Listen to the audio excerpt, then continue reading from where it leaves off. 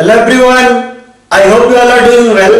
मेरा नाम है प्रशांत सिंह और मैं स्वागत करता हूं आप सबका दक्षिणा ई क्लासरूम प्लेटफॉर्म पे। तो गाइस, आज हम स्टार्ट करने वाले हैं ऑर्गेनिक केमिस्ट्री का बिल्कुल brand new important and interesting chapter amines. तो आई होप आप सभी एक्साइटेड होंगे। तो चैप्टर स्टार्ट करें इससे पहले आई होप आप सभी स्वस्थ, मस्त एंड जबरदस्त होंगे, सोशल डिस्टेंसिंग मेंटेन कर रहे होंगे और अपना और अपने फैमिली का ध्यान रख रहे होंगे। तो स्टार्ट करेंगे अपना बिल्कुल ब्रांड न्यू चैप्टर। हाथ में लीजिए पेन एंड पेपर एंड चेहरे पे रखिए एक बड़ी सी स्माइल, राइट। तो जब भी हम कोई नया चैप्टर स्टार्ट करते हैं, हम जानना चाहते हैं कि इसे हम क्यों पढ़ रहे हैं, यानी कि इसकी इंपॉर्टेंस क्या है। और जब भी इंपॉर्टेंस की बात आती है, सबसे पहले हम मार्क्स के पीछे जाते हैं कि इससे कितने नंबर के क्वेश्चन एग्जाम में आते रहे हैं या आने की उम्मीद है, राइट। तो अगर मेरी पर्सनल एनालिसिस देखें तो लास्ट 14 ईयर्स के नीट में, 14 ईयर्स में नीट में इससे आए आपके 16 क्वेश्चन। कितने क्वेश्चन आए आपके? 16 क्वेश्चन। यानी कि 14 सालों में, लास्ट 14 ईयर्स के नीट में इससे आए आपके कितने क्वेश्चन? 16 क्वेश्चन। यानी कि अगर आप हर साल बात करो तो 1 से 2 क्वेश्चन। कितने क्वेश्चन आपके? 1 से 2 क्वेश्चन। 1 से 2 में 1 आने की उम्मीद ज्यादा है, क्योंकि 14 सालों में 16 क्वेश्चन है, यानी ज्यादातर सालों में आपसे 1 क्वेश्चन आते रहे इस चैप्टर से, 1 क्वेश्चन, लेकिन 2 भी आ सकते हैं डिपेंडिंग अपॉन ईयर। 1 से 2 क्वेश्चन आए हैं आपके। 1 से 2 क्वेश्चन का मतलब क्या हुआ आपका? 4 to 8 मार्क्स। कितने मार्क्स आपके? 4 to 8 मार्क्स। आप 4 ही काउंट करिए, क्योंकि आपके 14 सालों में 16 क्वेश्चन आए, यानी कि हर साल एक एक क्वेश्चन तो पक्का आते रहे, 2 भी एक आध साल आए होंगे, राइट। तो 4 to 8 मार्क्स की बात हो रही है यहाँ पे। कितने मार्क्स आपके? 4 to 8 मार्क्स। यानी कि नीट में इससे 1-2 क्वेश्चन आते हैं लगभग हर साल। अगर आप जेई की बात करो कि जेई में इससे कितने क्वेश्चन आए, तो लास्ट 12 ईयर्स के जेई में, लास्ट 12 ईयर्स के जेई में, जेई का मतलब जेई मेंस की बात हो रही है, एडवांस की नहीं। लास्ट 12 ईयर के जेई मेंस में इससे आए आपके 13 क्वेश्चन। कितने क्वेश्चन आए आपके? 13। यानी कि हर साल इसमें भी 1 से 2 क्वेश्चन। आप एक मान के चलो, क्योंकि 12 साल में 13 क्वेश्चन, यानी लगभग 1 क्वेश्चन ही आए हर साल। 1 से 2 क्वेश्चन और 1 क्वेश्चन आप ज्यादा उम्मीद रख सकते हो कि 1 क्वेश्चन इससे आएगा, यानी यहां भी 4 to 8 मार्क्स की बात है, राइट। तो 4 नंबर तो पक्का है। और आप सोचोगे सर आना तो 1 क्वेश्चन है लगभग, लेकिन ये चैप्टर बहुत छोटा है। कुल मिला के 4 से 5-6 लेक्चर का चैप्टर है और ज्यादातर चीजें हमने पहले पढ़ी हुई हैं, और जो भी 1-2 चीजें हम नहीं पढ़ेंगे वो बिल्कुल आसान सा होगा। तो काफी इजी स्कोरिंग है। अगर आप इसको सही से पढ़ के जाते हो तो इस चैप्टर में आपके स्कोर लगभग पक्के ही है कि आपका स्कोर हो ही जाएगा। तो बिल्कुल बहुत थोड़ी सी मेहनत में आपको 4 से, अगर किस्मत अच्छी रही तो 8 नंबर दिलाने वाला है चैप्टर। यानी कि इस चैप्टर को सही से कर डाला तो लाइफ झिंगा डाला, राइट। तो ये हो गया हमारा प्रीवियस ईयर एनालिसिस, यानी मार्क्स के रेस्पेक्ट में एनालिसिस कि मार्क्स इससे कितने आते हैं। अब बात करते हैं कि डे टू डे लाइफ में इस चैप्टर का क्या इंपॉर्टेंस है ना, डेली लाइफ में हमारा क्या इंपॉर्टेंस है। तो आप सभी जो मुझे देख रहे हो मोस्टली बायो के स्टूडेंट हो, तो आज हम बात करेंगे कि भाई बायो के रेस्पेक्ट में बात करेंगे, ठीक है, कि हमारी ह्यूमन बॉडी में नाइट्रोजन कंटेनिंग कंपाउंड का क्या है ना इंपॉर्टेंस है। आप एमीन्स चैप्टर की बात करते हो तो एमीन्स क्या है? मैक्सिमम आपके नाइट्रोजन कंटेनिंग कंपाउंड है। एमीन्स क्या है? आपके नाइट्रोजन कंटेनिंग कंपाउंड है। तो अगर आप अपनी बुक देखोगे, अगर आप एनसीईआरटी बुक देखो तो उसमें आपको एमीन्स नाम से मिलेगा चैप्टर। एनसीईआरटी बुक में किस नाम से मिलेगा? एमीन्स नाम से मिलेगा। मैक्सिमम बुक में चैप्टर आपको एमीन्स नाम से मिलेगा, लेकिन कुछ बुक्स में लाइक आपके मॉड्यूल में अगर आप चेक करो तो आपको नाइट्रोजन कंटेनिंग कंपाउंड से भी मिलेगा। तो उसको लेकर कंफ्यूज नहीं करना है। बात चाहे एमीन्स की करो या आप नाइट्रोजन कंटेनिंग कंपाउंड की करो, बात एक ही है। एमीन्स क्या होते हैं? एमीन्स आपके नाइट्रोजन कंटेनिंग कंपाउंड ही तो होते हैं, राइट। तो आपको एमीन्स मिले या आपको नाइट्रोजन कंटेनिंग कंपाउंड मिले, बात एक ही है, ठीक है। तो बात हम करेंगे एमीन्स में, आपके एमीन्स चैप्टर में हम बात करेंगे नाइट्रोजन कंटेनिंग कंपाउंड की। किसकी बात करेंगे? हम एमीन्स चैप्टर में बात करेंगे नाइट्रोजन कंटेनिंग कंपाउंड्स की। और हम देखेंगे डे टू डे लाइफ में नाइट्रोजन कंटेनिंग कंपाउंड में की क्या इंपॉर्टेंस है, राइट। तो जैसे आप सभी पढ़ रहे हो, है ना, पढ़ाई लिखाई कर रहे हो, आप कहीं घूमने जाते हो, आप सबको घूमने का बहुत मन करता है कि घूमने जाएंगे, ये करेंगे। तो जब भी आप कोई एडवेंचर स्पोर्ट्स करते हो, आप सबको एडवेंचर स्पोर्ट्स बहुत पसंद होंगे। अगर नहीं किया होगा तो सुना तो जरूर होगा, लाइक पैराग्लाइडिंग सुना होगा आपने, पैराग्लाइडिंग सुना होगा, बंजी जंपिंग सुना होगा। तो ऐसे बहुत सारे गेम्स हैं, मतलब जिसमें ऐसा लगता है अचानक से कि हमारी जान भी जा सकती है, राइट। पैराग्लाइडिंग में अगर कोई प्रॉब्लम हो जाती है अनफॉर्चुनेटली तो किसी की जान भी जा सकती है। बंजी जंपिंग भी आपने देखा होगा। तो ऐसे स्पोर्ट्स या ऐसी कोई भी सिचुएशन जिसमें डू और डाई का सिचुएशन आ जाए, किसी की सिचुएशन आ जाए, डू और डाई की सिचुएशन आ जाए, तो उस टाइम पे हमारे बॉडी से एक हार्मोन निकलता है, आप सबको पता है कौन सा हार्मोन निकलता है आपका, एड्रेनलिन। क्या निकलता है आपका, एड्रेनलिन निकलता है, एड्रेनलिन नाम का हार्मोन निकलता है, ठीक है। वो जो एड्रेनलिन होता है वो आपका किस तरह का कंपाउंड होता है, वो होता है आपका नाइट्रोजन कंटेनिंग कंपाउंड। यानी कि जब भी हमारे साथ डू और डाई की सिचुएशन होती है, और भी बहुत सारे सिचुएशंस होते हैं, आप सबको मालूम हो कौन कौन सी सिचुएशन है जिसमें आपकी एड्रेनलिन हार्मोन निकलता है। और एड्रेनलिन क्या होता है आपका, नाइट्रोजन कंटेनिंग कंपाउंड ही होता है, जो कि आपकी बॉडी के लिए बहुत ज्यादा इंपॉर्टेंट होता है। अगर आप बात करो, जैसे अगर आपसे बोला जाए कि जैसे सपोज आप क्या करते हो, जैसे आपको पहली बार क्या हुआ कि किसी ने आपको क्या कर दिया, मूर्ख बना दिया, उल्लू बना दिया, तो दोबारा आपको वो आदमी उल्लू नहीं बना पाता है आमतौर पे। क्यों? क्योंकि जो आपकी बॉडी के हार्मोन्स होते हैं, जो आपके बॉडी के न्यूरोट्रांसमीटर होते हैं, जैसे आपने न्यूरोट्रांसमीटर की बात करते हैं, तो न्यूरोट्रांसमीटर का काम क्या होता है, न्यूरोट्रांसमीटर क्या करते हैं, बॉडी से मैसेजेस एक जगह से दूसरी जगह ले जाते हैं, राइट। तो जब भी आपके न्यूरोट्रांसमीटर भी क्या करते हैं, टाइम के साथ सीखते हैं, है ना। आपके न्यूरोट्रांसमीटर क्या करते हैं, मैसेज को एक जगह से दूसरी जगह ले जाने का काम करते हैं, और वो टाइम के साथ एडॉप्ट भी करते हैं, टाइम के साथ क्या करते हैं, एडॉप्ट भी करते हैं। जैसे एक बार जैसे सपोज किसी चीज में आपको पता आइडिया लग गया कि यहां जाने पे ऐसा होता है, या ये आदमी उल्लू बनाता है, ये आदमी ऐसे है, या फिर कुछ ऐसा पता चल जाता है, तो आप क्या करते हो, उस चीज से सीख जाते हो। जैसे मान लो आप सपोज आपने आग को टच किया, आपको गर्म लगा, आपको ना उससे हार्म महसूस हुआ, आपको परेशानी हुई, तो अगली बार आपको न्यूरोट्रांसमीटर को पता है कि इस चीज से हमें प्रॉब्लम होती है, तो हमारी न्यूरोट्रांसमीटर क्या करती है, टाइम के साथ अडॉप्ट भी करती है। तो अभी बात न्यूरोट्रांसमीटर और हेम तेन की क्या है, मुझे तो नहीं मालूम। अभी तक नाइट्रोजन कंटेनिंग कंपाउंड का इंपॉर्टेंस क्या था, इंपॉर्टेंस था मार्क्स, दूसरा इंपॉर्टेंस था हमारा एड्रेनलिन, है ना, हमारा जो हार्मोन है एड्रेनलिन, उसमें किस तरह का एलिमेंट होता है आपका, नाइट्रोजन कंटेनिंग कंपाउंड है, वो भी एड्रेनलिन भी क्या है आपका, नाइट्रोजन कंटेनिंग कंपाउंड है। उसके अलावा न्यूरोट्रांसमीटर का चक्कर क्या है, कि क्या ये न्यूरोट्रांसमीटर होते हैं। तो न्यूरोट्रांसमीटर आप सबको पता है काम क्या करते हैं, मैसेजेस को एक जगह से दूसरी जगह ले जाते हैं, और टाइम के साथ ऑब्वियसली क्या करते हैं, अडॉप्ट भी करते हैं, टाइम के साथ सीखते भी हैं। अब अगर हम स्टूडेंट लाइफ की बात करें, इवन टीचर की बात करें, ठीक है, स्टूडेंट या टीचर्स की बात करें, तो हमारे लिए सबसे इंपॉर्टेंट न्यूरोट्रांसमीटर कौन से वाले होते हैं, जो लर्निंग मेमोरी वाले होते हैं, लर्निंग वाले होते हैं और मेमोरी वाले होते हैं। तो अगर आपने लर्निंग और मेमोरी वाले न्यूरोट्रांसमीटर सुने हो तो कौन से होते हैं, दो तरह के होते हैं, मतलब दो फेमस है इसमें। एक होता है आपका ग्लूटामेट, ये हमारे केमिस्ट्री पर्पस से बिल्कुल इंपॉर्टेंट नहीं, डोंट वरी, है ना। आपका होता है ग्लूटामेट, और दूसरा होता है आपका एसिटाइलकोलिन। क्या होता है आपका, एसिटाइलकोलिन, एसिटाइलकोलिन, ठीक है। ये दोनों ही एसिटाइलकोलिन, है ना। तो आपके दोनों ये जो बोर्ड पे लिखे हुए ग्लूटामेट और एसिटाइलकोलिन, है ना, ये सब केमिस्ट्री पर्पस से इंपॉर्टेंट नहीं है, डोंट वरी, ये पूछा नहीं जाएगा। बस मैं आपका इंटरेस्ट जगा रहा हूं कि किस तरीके से नाइट्रोजन कंटेनिंग कंपाउंड हमारे लाइफ में इंपॉर्टेंट रोल प्ले करते हैं, स्टूडेंट लाइफ, टीचर लाइफ में भी।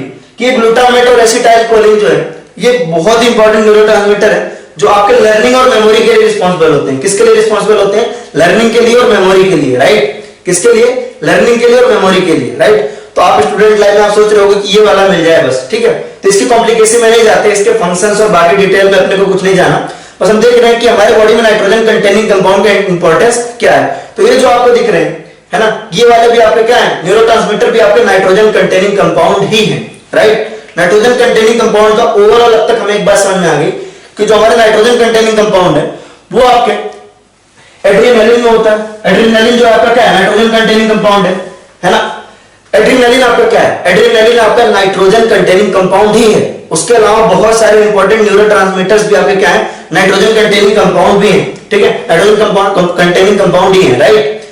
तो उसके अलावा आपने सुना होगा बहुत सारे ऐसे कंपाउंड्स होते हैं जो आप खुद लेते हो, और वो क्या करते हैं, न्यूरोट्रांसमीटर के फंक्शंस को इंटरफेयर करते हैं। क्या करते हैं, न्यूरोट्रांसमीटर के फंक्शंस को इंटरफेयर करते हैं, या आर्टिफिशियल न्यूरोट्रांसमीटर की तरह वर्क करते हैं। वो सारे कंपाउंड्स भी आपके क्या होते हैं, जैसे आपने कुछ बाहर से इंटेक किया, राइट। अब उन चीजों का नाम लेना अच्छा नहीं है, तो बाहर से कुछ इंटेक किया या कुछ ऐसी चीजें ली आपने, कोई मेडिसिन भी इस तरह की होती है कि आपके वो क्या करते हैं, न्यूरोट्रांसमीटर के एक्शन में क्या करते हैं, इंटरफेयर करते हैं, या यूं कह सकते हैं कि बॉडी को पता नहीं लगने देते हैं कि वो नेचुरल न्यूरोट्रांसमीटर है या बाहर से डाले गए कंपाउंड है, राइट। तो बिल्कुल जेन्युइन न्यूरोट्रांसमीटर की तरह एक्ट करते हैं कुछ बाहर के कंपाउंड। उन कंपाउंड्स में भी आपके नाइट्रोजन कंटेनिंग कंपाउंड बहुत सारे होते हैं।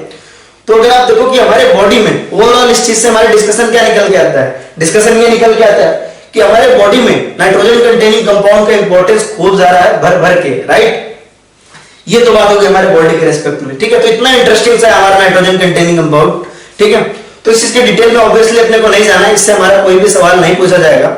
और इस चैप्टर में सबसे खास बात यह है कि हम पढ़ेंगे छोटा अलादीन का चिराग। बड़ा अलादीन का चिराग क्या होता था हमारा? ग्रिग्नार्ड रिएजेंट, ठीक है, उससे हमारी बहुत सारी चीजें बनती हैं। इस चैप्टर में हम एक ऐसी चीज पढ़ेंगे, छोटा अलादीन का चिराग पढ़ेंगे, जिससे हम जैसा भी कंपाउंड चाहे वैसा बना सकते हैं।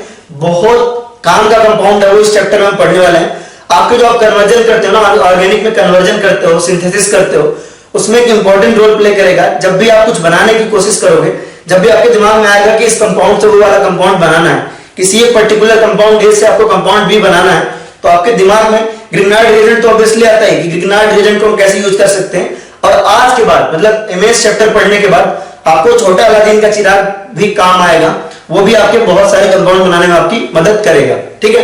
हम बात करेंगे कि वो छोटा अलादीन का चिराग क्या है, ठीक है।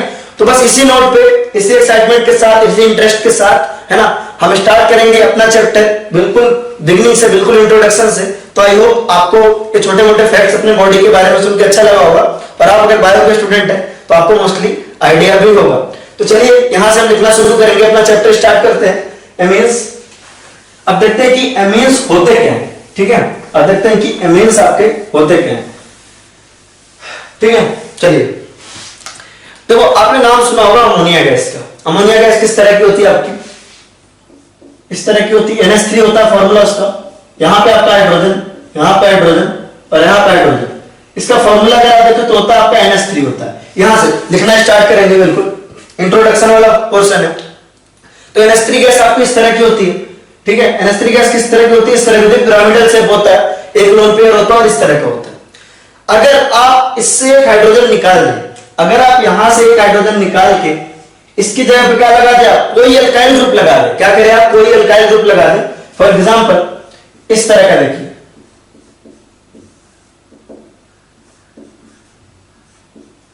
ये है आपका, ठीक है। तो ये आपका क्या बन जाता है? एमीन्स बन जाता है। यानी कि अमोनिया गैस में आपने एक हाइड्रोजन को हटा के R लगाया तो आपको क्या मिला? RNH2 मिला। ये क्या है आपका? RNH2 मिला। इसको आप क्या कहते हो? इसको आप कहते हो प्राइमरी अमीन। क्या कहते हो आप? प्राइमरी अमीन बोलते हो, राइट। आई होप आपको प्राइमरी अमीन, सेकेंडरी अमीन और टर्शियरी अमीन का डिफरेंस क्लियर होगा, ठीक है। अगर आपने दूसरा भी हाइड्रोजन निकाला, एक हाइड्रोजन लगा के आपने एक R ग्रुप लगाया, ठीक है, आप इसको R मान लो, ठीक है, तो आपको क्या मिल गया? प्राइमरी अमीन मिल गया। अगर आपने दूसरा भी हाइड्रोजन लगा हटा के उसकी जगह पे क्या लगाया आपने? उसकी जगह पे R ग्रुप लगा दिया। क्या लगा दिया आपने? R ग्रुप लगा दिया। यहां पे मान लीजिए R डैश लगा दिया, तो आपको क्या मिल जाता है? आपको मिल जाता है सेकेंडरी अमीन। क्या मिल जाता है आपको? सेकेंडरी 2 डिग्री अमीन मिल जाता है। अगर आप इसको देखो तो किस तरह का आपका R N H, यहां पे आएगा R डैश, ये आपका क्या है? 2 डिग्री अमीन है। क्या है आपका? 2 डिग्री अमीन है। तो आपने किया क्या? वो आपने अमोनिया में से एक हाइड्रोजन निकाल के आपने यहां पे R लगाया, ठीक है, तो आपको मिला RNH2, that is primary amine, right. आपने दो हाइड्रोजन निकाल के दोनों पोजीशन पे क्या किया? एल्काइल ग्रुप लगाया, that is 2 degree amine, right. यहां आपने R लगाया और क्या लगाया? R डैश लगाया। अब मान लीजिए आपने तीसरा वाला जो हाइड्रोजन है उसको भी निकाल लिया, तीसरा वाला हाइड्रोजन है उसको भी निकाल लिया, तो आपको मिलेगा क्या?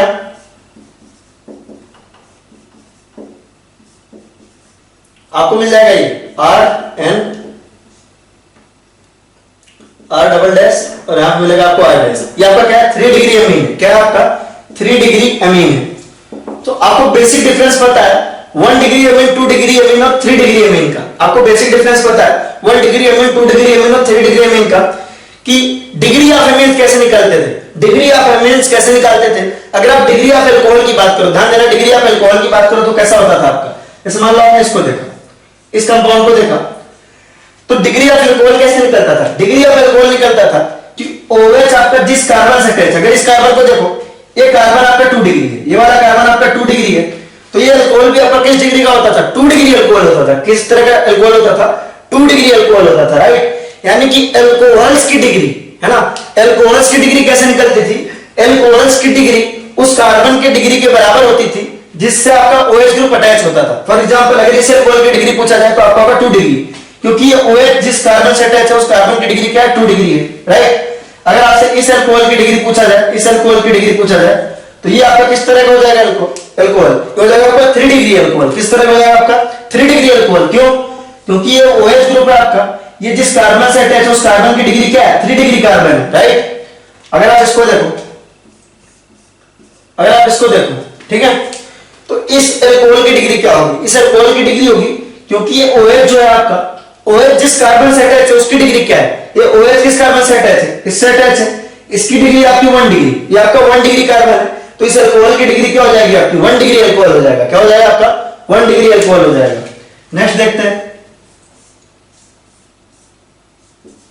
अगर आप इस अल्कोहल को देखो तो ये OH जो है आपका जिस कार्बन से अटैच है उस कार्बन की डिग्री क्या है आपकी? 3 डिग्री कार्बन। अगर ये 3 डिग्री कार्बन है तो ये अल्कोहल भी क्या है आपका? 3 डिग्री अल्कोहल होगा। लेकिन एमीन्स के साथ ऐसा नहीं होता। Take a very serious note कि अल्कोहल्स की डिग्री क्या होती है? अल्कोहल्स की डिग्री डिफाइंड होती है कि OH ग्रुप जिस कार्बन से अटैच है। अल्कोहल्स की डिग्री किस तरीके से डिफाइंड होती है कि आपका OH ग्रुप जिस कार्बन से अटैच है, अल्कोहल्स के केस में OH ग्रुप जिस कार्बन से अटैच है वो कार्बन कितने डिग्री का है, वही डिग्री आपके अल्कोहल्स की हो जाती है, राइट। जैसे आपको एग्जांपल में दिखा कि ये वाला OH ग्रुप आपका 1 डिग्री कार्बन से अटैच है तो 1 डिग्री अल्कोहल, ये वाला OH ग्रुप आपका 3 डिग्री कार्बन से अटैच है 3 डिग्री अल्कोहल, ये आपके अल्कोहल के केस में। लेकिन एमीन्स के केस में नाइट्रोजन कितने कार्बन से अटैच है ये देखते हैं कि नाइट्रोजन कितने कार्बन से अटैच है, राइट। जैसे फॉर एग्जांपल अगर आप इसको देखो, अगर आप इसको देखो, राइट, तो देखो यहां पे नाइट्रोजन कितने कार्बन से अटैच है? यहां पे नाइट्रोजन केवल 1 कार्बन से अटैच है। नाइट्रोजन क्या है आपका? केवल 1 कार्बन से अटैच है, तो ये आपका क्या हो जाएगा? प्राइमरी अमीन हो जाएगा। क्या हो जाएगा आपका? प्राइमरी अमीन हो जाएगा, ठीक है। जैसे आप इसको देखो, यहां भी देखो, यहां भी देखो, देखो इन दोनों का स्ट्रक्चर देखो बिल्कुल मिलता है। लेकिन अल्कोहल्स की डिग्री हमने कैसे निकाली थी? अल्कोहल की डिग्री निकाली थी हमने कि हमने कहा था कि OH ग्रुप जिस कार्बन से अटैच है, OH ग्रुप जिस कार्बन से अटैच है उस कार्बन की डिग्री क्या है? OH ग्रुप जिस कार्बन से अटैच है उस कार्बन की डिग्री क्या है? तो OH ग्रुप इस कार्बन से अटैच था, इस कार्बन की डिग्री थी 3, तो अल्कोहल था आपका 3 डिग्री अल्कोहल। किस तरह का अल्कोहल था? 3 डिग्री अल्कोहल। लेकिन एमीन्स की डिग्री कैसे निकलती है? एमीन्स की डिग्री निकलती है कि हमको गिनना होता है कि नाइट्रोजन खुद कितने कार्बन से अटैच है। तो यहां देखो नाइट्रोजन कितने कार्बन से अटैच है? नाइट्रोजन केवल 1 कार्बन से अटैच है, तो ये आपका होगा 1 डिग्री अमीन। क्या होगा आपका? 1 डिग्री अमीन, राइट। सिमिलरली अगर आप इसको देखो, इसको देखो तो यहां नाइट्रोजन कितने कार्बन से अटैच है? यहां जो नाइट्रोजन है वो आपका 1 कार्बन, दूसरा कार्बन, 2 कार्बन से अटैच है, तो यहां पर कौन सा डिग्री अमीन हो जाएगा? 2 डिग्री अमीन हो जाएगा। क्या हो जाएगा आपका? 2 डिग्री अमीन हो जाएगा, राइट। अगर आप यहां पे देखो, इसको देखो तो यहां पे नाइट्रोजन आपके कितने कार्बन से अटैच है? यहां पे नाइट्रोजन आपका 1 कार्बन, दूसरा कार्बन, तीसरा कार्बन, टोटल 3 कार्बन से अटैच है। यहां पे नाइट्रोजन आपके कितने कार्बन से अटैच है? यहां पे नाइट्रोजन आपके 3 कार्बन से अटैच है, तो यह आपको होगा 3 डिग्री अमीन। तो आई नो कि आपको बिल्कुल बेसिक ऑर्गेनिक में, जब आपको ऑर्गेनिक पढ़ाई थी तो बिल्कुल बेसिक ऑर्गेनिक में इसको क्लियर कर दिया था, ठीक है, कि क्या होते हैं आपकी डिग्री ऑफ एमीन्स, क्या होते हैं आपकी डिग्री ऑफ अल्कोहल। लेकिन फिर भी आप अभी भी आपको इसको सीरियसली एक बार देखना चाहिए कि सिंपल है, बिल्कुल सिंपल है कि अल्कोहल्स के केस में आपका OH है, OH group, hydroxyl group. Alcohols के केस में आपका OH ग्रुप जिस कार्बन से अटैच है ना। आप देखें अगर अल्कोहल्स के केस में देखें तो OH ग्रुप, अल्कोहल्स के केस में OH ग्रुप जिस कार्बन से अटैच है उस कार्बन की जो डिग्री है, जैसे यहां पे देखो OH ग्रुप आपके 1 डिग्री से अटैच है, तो ये अल्कोहल होगा आपका 1 डिग्री अल्कोहल। यहां पे OH ग्रुप आपका टर्शियरी कार्बन से अटैच है, तो आपका होगा 3 डिग्री अल्कोहल, राइट। लेकिन एमीन्स के केस में हमको चेक करना होता है कि नाइट्रोजन कितने कार्बन से अटैच है। जैसे यहां पे नाइट्रोजन केवल 1 कार्बन से अटैच है, तो 1 डिग्री अमीन। यहां पे नाइट्रोजन आपका यहां पर भी केवल 1 कार्बन से अटैच है, तो 1 डिग्री अमीन। यहां पे आपके 2 कार्बन से अटैच है, तो 2 डिग्री अमीन। यहां पे आपके 3 कार्बन से अटैच है, तो 3 डिग्री अमीन, राइट। तो डिग्री ऑफ एमीन्स निकालने में कोई दिक्कत मुझे नहीं है, मुझे इतना समझ में आ रहा है। तो डिग्री ऑफ एमीन्स निकालने पे एक क्वेश्चन, आप एक 2-3 क्वेश्चन मैं आपको देता हूं, जल्दी जल्दी बताना है कि आपको डिग्री ऑफ एमीन्स क्या है यहां पे, ठीक है।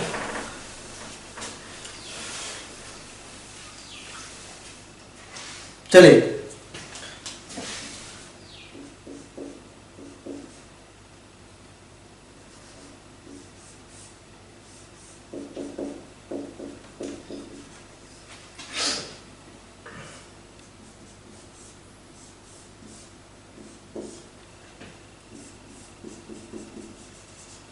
यहां बताइए कि क्या होगा डिग्री ऑफ एमीन्स। बहुत सिंपल है।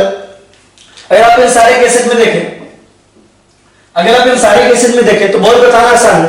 यहाँ पे जो नाइट्रोजन है, यहाँ पे जो नाइट्रोजन है वो कितने कार्बन से अटैच है? आपके 2 कार्बन से अटैच है। यहाँ पे जो नाइट्रोजन है वो कितने कार्बन से अटैच है? आपके 2 कार्बन से अटैच है। तो ये होगा आपका 2 डिग्री एमीन। कितना होगा आपका? 2 डिग्री एमीन।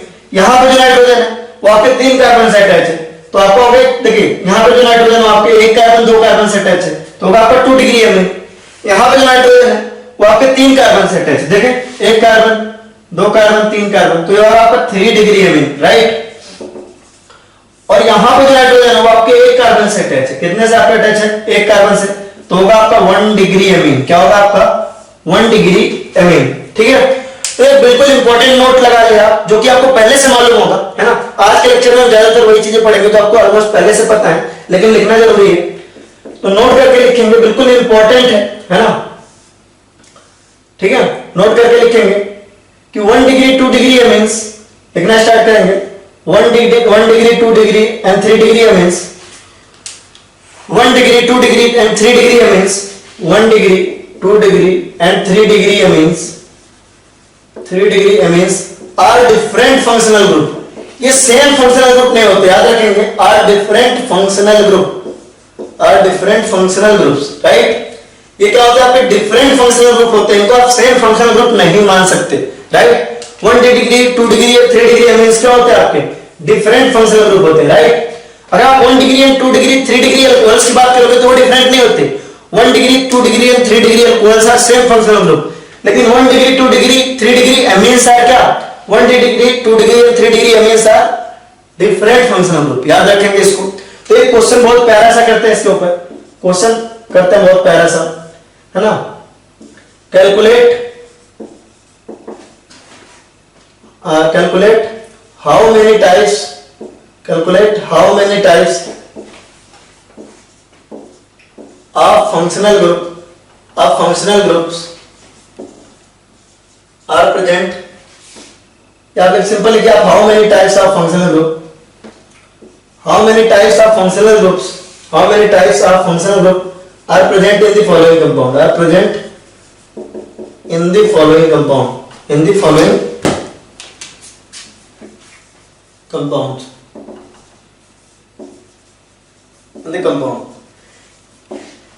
कितने टाइप के फंक्शनल ग्रुप प्रेजेंट है इस कंपाउंड में, इसको बताना आपको। कंपाउंड आपके सामने, कंपाउंड बहुत ध्यान से बताना है आपको, गलती नहीं करनी है बिल्कुल भी।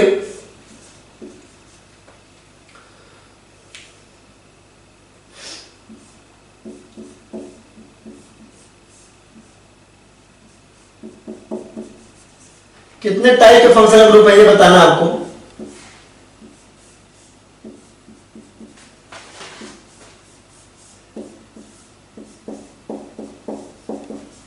कितने टाइप के ये बताना, राइट।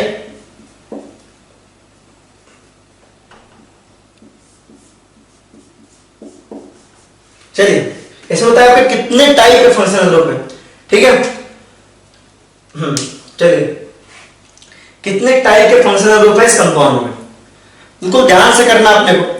तो बहुत आसान है, अगर आप इसकी बात करें, यहां कौन सा फंक्शनल ग्रुप है आपका? यहां पे आपका एल्कोहल है, क्या आपका ये एल्कोहल है, इतना आपको अच्छे से मालूम होना चाहिए। यहाँ पे आपका क्या एल्कोहल है, क्योंकि ये OH ग्रुप आपका किससे अटैच है? यहाँ पे CH2 ग्रुप है, इससे अटैच है। OH किससे अटैच है? आपका CH2 से। तो ये फंक्शनल ग्रुप आपका कौन सा हुआ? एल्कोहल हुआ। क्या हुआ? आपका एल्कोहल हुआ, ठीक है। अगर आप यहाँ पे OH को देखो तो ये एल्कोहल ग्रुप नहीं है आपका, ये फिनॉल है, क्योंकि डायरेक्टली बेंजीन रिंग से अटैच है। ध्यान देंगे, यहाँ पे OH आपका CH2 से अटैच था, तो ये एल्कोहल फंक्शनल ग्रुप था।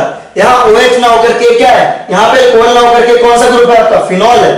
और एल्कोहल और फिनॉल आपके अलग अलग फंक्शनल ग्रुप होते हैं, राइट। ये आपका एल्कोहल है, देखिए यहाँ पे OH आपका CH2 से अटैच है, OH आपका कहां से अटैच है? CH2 से अटैच है। तो ये फंक्शनल ग्रुप कौन सा वाला है? ये फंक्शनल ग्रुप आपका एल्कोहल है, राइट। ये आपका कौन सा फंक्शनल ग्रुप है? ये आपका कौन सा फंक्शनल ग्रुप है? आपका फिनॉल है, राइट। ये आपका फिनॉल है। इसको देखिए आप कीटोन है, ये आपका क्या है? कीटोन है। ये आपका क्या है? कीटोन है। अगर आप इसको देखो तो ये आपका 1 डिग्री एमीन, क्या है आपका? 1 डिग्री एमीन है। कैसे 1 डिग्री एमीन है? क्योंकि ये जो नाइट्रोजन है केवल एक कार्बन से अटैच है। ये आपका 2 डिग्री एमीन है, ये आपका क्या है? 2 डिग्री एमीन है, क्योंकि ये नाइट्रोजन आपका 2 कार्बन से अटैच है। यहां देखिए नाइट्रोजन आपका एक कार्बन से यहां, एक कार्बन से यहां अटैच है। ये वाला आपका 3 डिग्री एमीन है, आपका क्या है 3 डिग्री अमीन है, ठीक है। अब यहां पे इसको देखें, ये आपका कौन सा ग्रुप है, एल्डिहाइडिक ग्रुप है, ये आपका क्या है एल्डिहाइडिक ग्रुप है, और ये वाला भी एल्डिहाइडिक है, ये वाला भी एल्डिहाइडिक और ये वाला भी एल्डिहाइडिक है, तो दोनों एल्डिहाइड है, तो दोनों को केवल एक बार गिनेंगे, how many types of functional group पूछ रहा है, तो कितने टाइप के हो गए, तो ये भी एल्डिहाइड है, ये भी एल्डिहाइड है, ऑब्वियस सी बात है, तो ये एल्डिहाइड को एक ही बार गिनेंगे, कितने टाइप के पूछा है, तो एल्कोहल प्रेजेंट है, इसमें क्या क्या प्रेजेंट है आपका, एल्कोहल प्रेजेंट है, फिनॉल प्रेजेंट है, कीटोन प्रेजेंट है, 1 डिग्री अमाइन है, 2 डिग्री अमाइन है, 3 डिग्री अमीन है ना, और आपका एल्डिहाइड है, तो कितने हुए आपके 1 2 3 4 5 6 7, तो टोटल 7 टाइप के फंक्शनल ग्रुप दिख रहे हैं मुझे, देख सकते हैं भाई 1 2 3 4 5 6 7, 7 टाइप के फंक्शनल ग्रुप हैं इसमें, 7 टाइप्स के, राइट। तो काफी अच्छा क्वेश्चन था ये, राइट। चलिए तो इसको आप नोट कर लीजिए, फिर हम आगे बढ़ते हैं।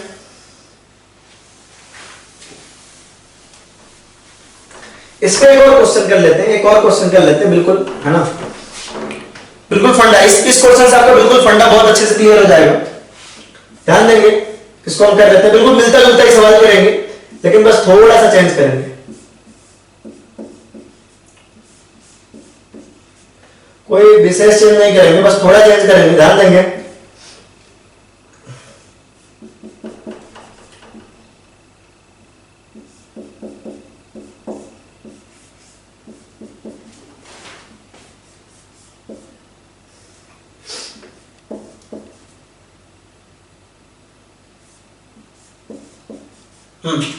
इसमें बताना आपको कितने टाइप के फंक्शनल ग्रुप प्रेजेंट है, इसमें बताना आपको, राइट। अब ध्यान देंगे, बाकी सब बिल्कुल सेम है, ये आपका क्या 1 डिग्री अमीन है, ये नाइट्रोजन आपका एक ही कार्बन से प्रेजेंट है, तो आपका वो 1 डिग्री अमीन हुआ, क्या हुआ आपका 1 डिग्री अमीन हुआ, राइट। ये आपका कौन सा ग्रुप प्रेजेंट है, कीटोन ग्रुप प्रेजेंट है, कीटोन ग्रुप है, ये आपका क्या है कीटोन है, ये आपका 3 डिग्री अमीन है, ये नाइट्रोजन कितने कार्बन से अटैच है, 3 कार्बन से अटैच है, तो वो आपका 3 डिग्री अमीन, कितना हुआ आपका 3 डिग्री अमीन। ये आपका नाइट्रोजन कितने कार्बन से अटैच है, ये नाइट्रोजन आपका 2 कार्बन से अटैच है, तो ये हुआ आपका 2 डिग्री अमीन, राइट। ये आपका 3 डिग्री अमीन, यहां पे आपका 2 डिग्री अमीन, ठीक है। अब ध्यान देंगे, यहां पे अच्छा सा क्वेश्चन है कि यहां पे OH ग्रुप आपका डायरेक्टली बेंजीन रिंग से कनेक्टेड है, तो ये कौन सा ग्रुप है आपका, फिनॉल है, ये आपका कौन सा ग्रुप है आपका, फिनॉल है। OH कहां कनेक्टेड है आपका, डायरेक्टली बेंजीन रिंग से, तो ये आपका फिनॉल है। यहां पे OH आपका CH2 से कनेक्टेड है, और यहां पे भी आपके OH क्या है, यहां पे भी आपका OH डायरेक्टली बेंजीन रिंग से नहीं है, आपका सिंपल साइक्लोहेक्सेन रिंग है, यहां पे कहीं भी आपका बेंजीन रिंग जैसा नहीं है, तो ये भी आपका अल्कोहल ही, ये भी आपका क्या है अल्कोहल ही, ध्यान देंगे इसको, ठीक है। तो बाकी सब में कंफ्यूजन नहीं, यहां पे देखिए, यहां पे OH आपका बेंजीन रिंग से कनेक्टेड है, OH ग्रुप अगर आपका बेंजीन रिंग से कनेक्टेड होता है तो उसे फिनॉल कहते हैं, OH आपका अगर बेंजीन रिंग से कनेक्टेड होता है तो उसे फिनॉल कहते हैं, और फिनॉल आपका डिफरेंट फंक्शनल ग्रुप होता है। OH ग्रुप अगर आपका बेंजीन रिंग से कनेक्टेड होता है तो उसे फिनॉल कहते हैं, और वो आपका डिफरेंट फंक्शनल ग्रुप होता है, बाकी सबको अल्कोहल कहते हैं। ये भी आपका अल्कोहल है, ये भी अल्कोहल है। अगर आप देखने जाए तो आपका 1 डिग्री अल्कोहल है, 1 डिग्री अल्कोहल है, ये आपका 2 डिग्री अल्कोहल है, ये आपका 3 डिग्री अल्कोहल है, क्योंकि ये OH ग्रुप जिससे कनेक्टेड है वो कार्बन आपका 2 कार्बन से कनेक्टेड है, 2 डिग्री का कार्बन है यहाँ पे, तो 2 डिग्री अल्कोहल है, आपका 3 डिग्री अल्कोहल है। लेकिन अल्कोहल में डिग्री क्या, अल्कोहल चाहे 1 डिग्री हो, चाहे 2 डिग्री हो, चाहे 3 डिग्री हो, वो होते सेम फंक्शनल ग्रुप है ना। तो इसको अच्छे से ध्यान रखेंगे, ठीक है। तो ओवरऑल हमें क्या आया, इसमें कितने टाइप के फंक्शनल ग्रुप है, एक आपका फिनॉल है, एक आपका क्या है फिनॉल है। इस पॉइंट को बहुत अच्छे से ध्यान रखेंगे कि एक आपका फिनॉल, ठीक है, फिनॉल ग्रुप है, एक आपका अल्कोहल ग्रुप है, यहां भी आपका अल्कोहल ग्रुप है, यहां भी आपका अल्कोहल ग्रुप है, तो आपका फिनॉल प्रेजेंट है, अल्कोहल प्रेजेंट है, फिनॉल है, अल्कोहल है, क्या आपका फिनॉल है, फिर आपका अल्कोहल है, ठीक है। फिनॉल 1, अल्कोहल 2, फिर आपका ketone, primary amine, secondary amine, tertiary amine 3, और ये आपके कितना हुआ 1 2 3 4 5 6 6 टाइप के फंक्शनल ग्रुप है। कितने टाइप के फंक्शनल ग्रुप है आपके, 6 टाइप्स के। तो ये जितना भी हमारा मुद्दा आया, जितनी भी बातें हमने डिस्कस की, उसकी ओवरऑल समरी क्या है, समरी ये है कि अल्कोहल्स की डिग्री हम कैसे निकालते हैं। अल्कोहल्स की डिग्री हम निकालते हैं कि अल्कोहल जिस कार्बन से कनेक्टेड हो, अल्कोहल आपका जिस कार्बन से कनेक्टेड हो, जो आपका OH ग्रुप है, अल्कोहल है ना, OH ग्रुप जो है आपका, OH ग्रुप जिस कार्बन से कनेक्टेड हो, अल्कोहल की डिग्री कैसे निकालते हैं, ध्यान रखें। अल्कोहल की डिग्री निकालते हैं कि OH ग्रुप जिस कार्बन से कनेक्टेड है, उस कार्बन की जो डिग्री होगी वही अल्कोहल की डिग्री होगी, राइट। तो एल्कोहल की डिग्री निकालना हमें आ गया। लेकिन एमीन्स की डिग्री कैसे निकालते हैं? एमीन्स की डिग्री निकालते हैं कि हम डायरेक्टली नाइट्रोजन को देखते हैं कि नाइट्रोजन कितने कार्बन से कनेक्टेड है। नाइट्रोजन अगर एक कार्बन से कनेक्टेड है तो डिग्री 1 डिग्री एमीन। नाइट्रोजन अगर 2 कार्बन से कनेक्टेड है तो डिग्री 2 डिग्री एमीन। अगर नाइट्रोजन आपका 3 कार्बन से कनेक्टेड है तो डिग्री 3। ठीक है, ध्यान रखेंगे। और क्या दूसरी समरी क्या है? एल्कोहल फिनॉल तो ऑब्वियसली दोनों डिफरेंट फंक्शनल ग्रुप होते ही हैं। एल्कोहल फिनॉल तो आपके डिफरेंट फंक्शनल ग्रुप होते ही हैं, लेकिन 1 डिग्री अल्कोहल, 2 डिग्री अल्कोहल और 3 डिग्री अल्कोहल तीनों सेम होते हैं, है ना। एल्कोहल्स में 1 degree alcohol, 2 degree alcohol, 3 degree alcohol same functional group होते हैं, उसमें कोई भी अंतर नहीं होता है। तो चाहे आपको 1 डिग्री अल्कोहल बोला जाए, चाहे 2 डिग्री अल्कोहल बोला जाए, चाहे 3 डिग्री अल्कोहल बोला जाए, तीनों आपके सेम फंक्शनल ग्रुप है और फंक्शनल ग्रुप का नाम है आपका एल्कोहल, राइट। तो चाहे 1 डिग्री अल्कोहल हो, चाहे 2 डिग्री अल्कोहल हो, चाहे 3 डिग्री अल्कोहल हो, 1 डिग्री अल्कोहल हो, 2 डिग्री अल्कोहल हो या 3 डिग्री अल्कोहल हो, तीनों क्या है? सेम फंक्शनल ग्रुप है। लेकिन एमीन्स के केस में आपके 1 degree, 2 degree amines are and 3 degree amines are different functional group. ये हो गई आपकी समरी, राइट। तो आई होप ये चीज बहुत आसान लगी होगी, मुझे पता है। आसान चीज को भी टाइम दे देता हूं मैं अच्छा खासा, लेकिन जिसको आसान लगे वो आगे बढ़ सकता है। लेकिन इस चीज में ध्यान देने की जरूरत है, क्योंकि ये जो ऐसी चीज है ना, इस पे आपका किस पे क्वेश्चन आ सकता है। ये क्वेश्चन आपके स्ट्रक्चरल आइसोमेरिज्म में पूछा जा सकता है, जनरल ऑर्गेनिक केमिस्ट्री में पूछा जा सकता है। इस पे क्वेश्चंस आने की प्रोबेबिलिटी होती है इस तरह की चीजों में, तो हमको ध्यान बिल्कुल अच्छे से रखना पड़ेगा। जैसे फॉर एग्जांपल अगर आप इन दोनों कंपाउंड को देखो, इन दोनों कंपाउंड को देखो, CH3 CH2 CH2 NH2, इसको देखो। और दूसरा कंपाउंड है हमारा CH3 CH2 NH CH3, ये कंपाउंड है आपका। दोनों का अगर फॉर्मूला, इसको कंपाउंड 1 मानो, इसको आप कंपाउंड 2 मानो, इसको आप कंपाउंड 1 मानो, इसको आप कंपाउंड 2 मानो। अगर आप दोनों का फॉर्मूला देखेंगे, कंपाउंड 1 और कंपाउंड 2 का अगर आप फॉर्मूला देखेंगे तो फॉर्मूला तो बिल्कुल सेम है। तो दोनों में रिलेशन क्या है ऐसा पूछा जाए तो दोनों में रिलेशन क्या है? तो मॉलिक्यूलर फॉर्मूला क्या है? सेम है। अगर आप ऑब्जर्व करो, सॉल्यूशन देखो इसका, तो कंपाउंड 1 का अगर मॉलिक्यूलर फॉर्मूला देखोगे तो मॉलिक्यूलर फॉर्मूला कंपाउंड 2 का आपको दोनों का क्या आ रहा है? सेम आ रहा है।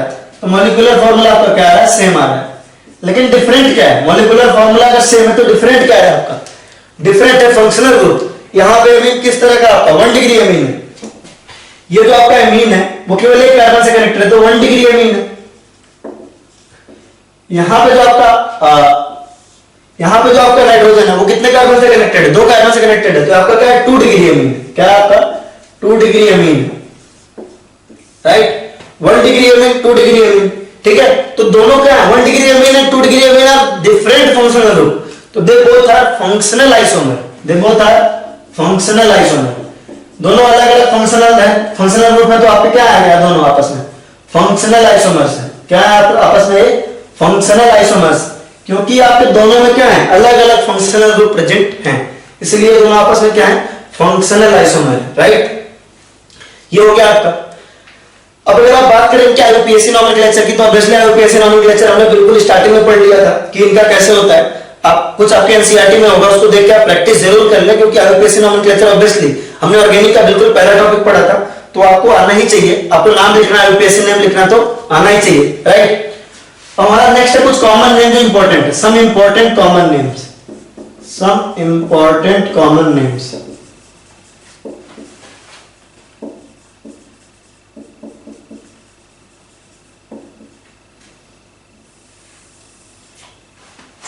कुछ इंपॉर्टेंट कॉमन नेम्स क्या हैं उसको देखते हैं, ठीक है। ध्यान देंगे बिल्कुल, है ना। सबसे पहला जो आपका कॉमन नेम इंपॉर्टेंट है वो है आपका ये कंपाउंड। अगर आप देखो, इस कंपाउंड का नाम क्या है? इस कंपाउंड का नाम है एनिलीन। क्या नाम है आपका? एनिलीन। ये आपका कॉमन नेम भी और आईयूपीएससी नेम भी। एनिलीन आपका क्या है? Accepted by IUPAC as well. ये आपका आईयूपीएससी नेम भी है, कॉमन नेम भी है, आईयूपीएससी नेम भी है इसका। क्या है आपका? आईयूपीएससी नेम भी एनिलीन ही है। आईयूपीएससी ने इस नाम को क्या कर लिया? एक्सेप्ट कर लिया है एनिलीन के इस नाम को, ठीक है। तो ये कंपाउंड क्या है आपका? एनिलीन। क्या है आपका? Aniline, right. यहां पे NH2 ग्रुप आपका लगा हुआ है बेंजीन रिंग से, आपका क्या है? एनिलीन है, ठीक है।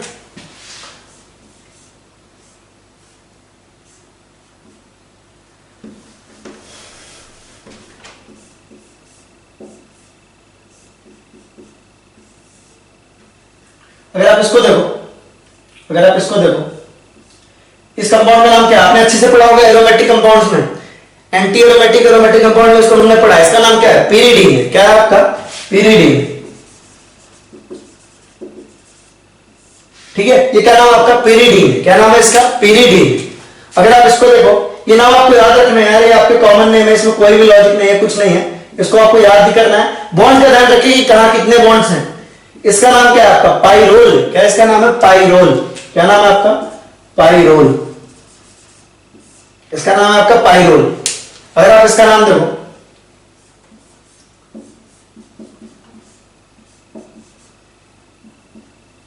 इसका नाम आपका पाइपिरिडीन। क्या नाम है आपका? पाइपिरिडीन। पाइपिरिडीन। पाइपिरिडीन।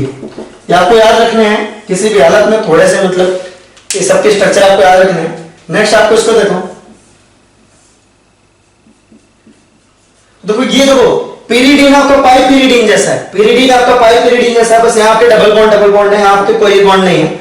और पाइरोल और ये वाला कंपाउंड देखिए बिल्कुल सेम है, मतलब यहाँ पे कोई डबल बॉन्ड है, यहाँ पे आपका डबल बॉन्ड नहीं है। इसका नाम आपका पाइरोलिडीन। क्या नाम है आपका?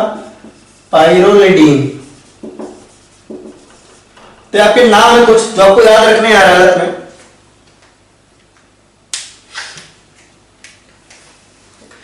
ठीक है, तो अगर आप इनको देखो, ठीक है, तो इसका नाम आपका एनिलीन। इसका नाम क्या है आपका? एनिलीन है।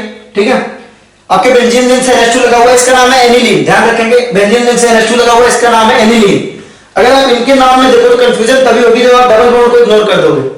पिरिडीन में यहाँ पे आपके डबल बॉन्ड है, आपका एरोमेटिक कंपाउंड है। पिरिडीन आपका एरोमेटिक कंपाउंड है, इसका नाम क्या है आपको?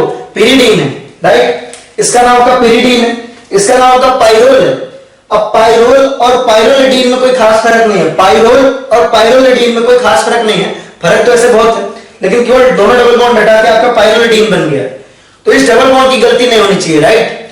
Aniline, pyridine, pyrrole. ठीक है, एनिलीन है आपका, यहाँ पे आपका पिरिडीन है, पाइरोल है, पाइपिरिडीन है और आपका पाइरोलिडीन है। इनका स्ट्रक्चर तो बिल्कुल इंपॉर्टेंट है और याद रखना है, राइट। विथ आपका कहां पे डबल बॉन्ड है, कहां पे नहीं, इससे इस तरह की कोई भी गलती नहीं होनी चाहिए, राइट। इसको देखिए, इसका नाम है पाइपिरिडीन, ये आपका पाइरोलिडीन, ये आपका पाइरोल, यहाँ पे आपका पिरिडीन और यहाँ पे आपका एनिलीन, राइट। इसके अलावा एक और है, अगर आप याद रखना चाहो तो एनिलीन है ना आपका, जैसे एनिलीन है, एनिलीन के ऑर्थो पोजीशन पे अगर आपने CH3 लगा दिया तो इसको कहते हैं टोलुइडीन। क्या कहते हैं आपका? टोलुइडीन, ऑर्थोटोलुइडीन। क्या कहते हैं आपका? ऑर्थोटोलुइडीन। ठीक है, ऑर्थोटोलुइडीन। अगर इसको मेटा पे लगाया तो उसको कहेंगे मेटाटोलुइडीन, है ना। अगर इसको मेटा पे लगाया, इसको अगर आपने मेटा पे लगाया तो उसको कहेंगे मेटाटोलुइडीन। इस कंपाउंड का नाम टोलुइडीन, और मेटा पे लगाया तो आप कहेंगे मेटाटोलुइडीन, मेटाटोलुइडीन, टोलुइडीन। ठीक है, मेटाटोलुइडीन। अगर आपने इसको पैरा पे लगाया, इसको आपने पैरा पे लगाया तो इसको कहेंगे आप पैराटोलुइडीन। क्या कहेंगे आप? पैराटोलुइडीन। इसको आप बस थोड़ा बहुत याद रखें, टोलुइडीन, टोलुइडीन, राइट। तो सबसे ज्यादा इंपॉर्टेंट जिस ऑर्डर में लिखा हुआ वही है, सबसे ज्यादा इंपॉर्टेंट आपकी ये तीनों कंपाउंड याद रखने के लिए, ये तीनों तो आप याद रखना, बाकी कोई भी भूल जाना, ये तीनों याद रखना, एनिलीन, पिरिडीन और pyrrole. Aniline, pyridine, pyrrole, right. Aniline, pyridine, pyrrole, फिर आपको पाइपिरिडीन है, फिर आपका पाइरोलिडीन है, इन दोनों को भी आप याद रखना। फिर आपका ये ऑर्थोटोलुइडीन, मेटाटोलुइडीन और पैराटोलुइडीन, राइट। तो इसको आप नोट करो कॉमन नेम्स में। फिर हम आगे बढ़ते हैं, राइट। और हम देखते हैं कि इनका स्ट्रक्चर किस तरीके से होता है, एनिलीन एमाइंस का स्ट्रक्चर किस तरह से होता है और इनकी फिजिकल प्रॉपर्टीज किस तरह से होती है, राइट। तो हम आते हैं स्ट्रक्चर पे।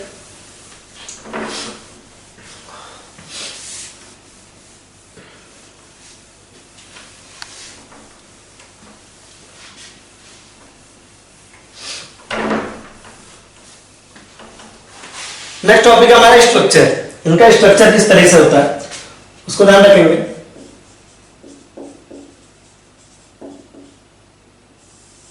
ठीक है, स्ट्रक्चर देख रहे हैं इनका किस तरह से होता है, स्ट्रक्चर आप एमिन्स देख रहे हैं किस तरह का होता है।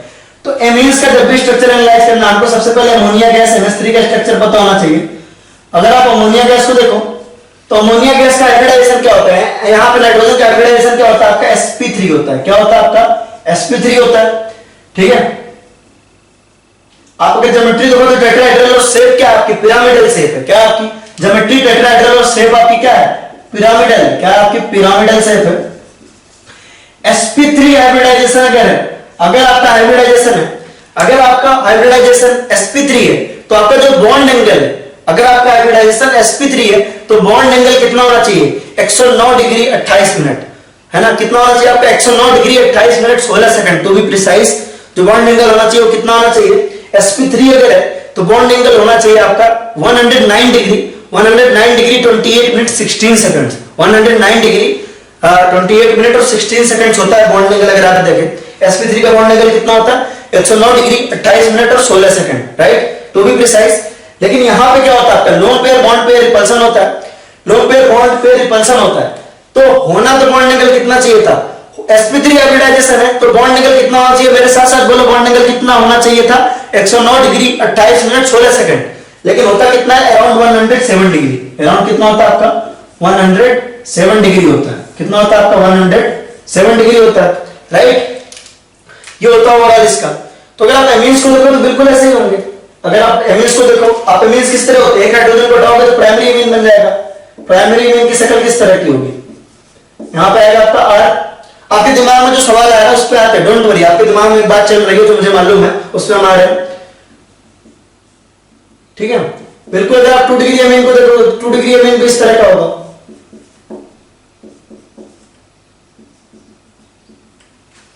ठीक है। अगर आप 3 डिग्री एमीन को देखो, सॉरी यहां पे 2 डिग्री एमीन है ना, अगर आप 3 डिग्री एमीन को देखोगे तो 3 डिग्री एमीन भी इसी तरह का होगा आपका।